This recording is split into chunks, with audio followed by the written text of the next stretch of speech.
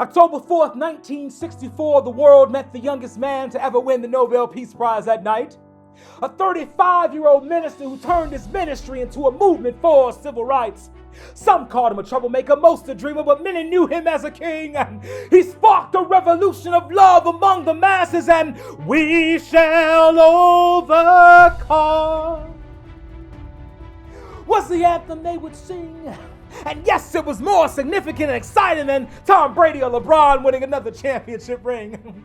So while we are at the house of the Lord, rightfully worshiping our Heavenly Father who reigns supreme, I must ask you today in 2021, how many of you will stand tall for Martin's dream?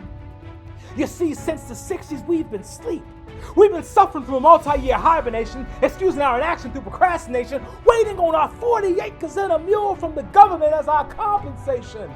Never realizing that God has given us the power to ensure our own elevation. Jesus Christ, the true source of my salvation, was a political and social revolutionary who changed nation after nation after nation after nation after nation. And although we think we've made it far, we know less in this country about the Constitution than we know about our favorite TV star. And some people want to make America great again. But see, the greatness of America has always been limited by the greatness of its greatest sin, racism and xenophobia, and the oppression of millions of people, paradoxically in a nation in which Thomas Jefferson wrote that all men are created equal. And though Malcolm and Martin and Rosa gave us part one, we are now living in a sequel. A sequel in which we strive towards the unfulfilled promise that all men are free. A sequel in which an athlete can lose his job for the peaceful protest of taking a knee. A sequel in which the poor are demonized by a society that worships the elite. A sequel in which our leaders stoke the fires of racial hatred with the power of a single tweet. What would Dr. King say to the divided states of America today? Love God, love your fellow man, and in the end you will display the true promise of this great land to a world in disarray. But see, social progress doesn't come from one protest. It must be one every single day. So we fight for freedom, and we fight for justice, and we're never gonna stop. Because we remember the preacher whose faith in God took him to the mountaintop. We've got some difficult days ahead, but it really don't matter with me now, 'cause I've been to the mountain. I don't mind. Like anyone, I'd like to live a long life. Longevity has its place, but see, I'm not concerned about that now. I just want to do God's will. And He's allowed me to go up, and I've looked over, and I've seen the promised land.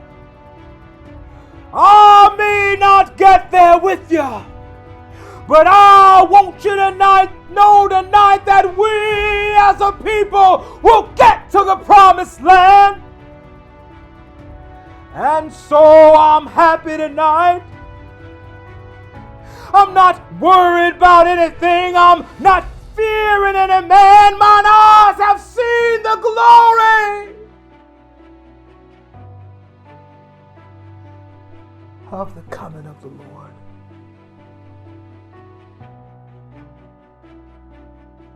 His dream, it lives on in each one of us. You.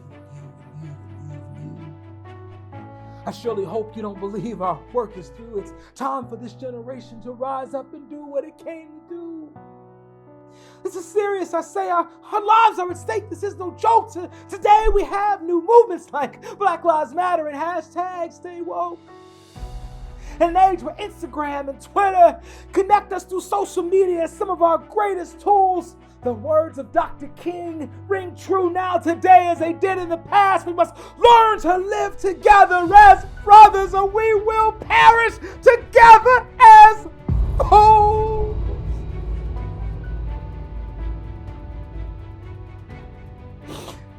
although we came on different boats,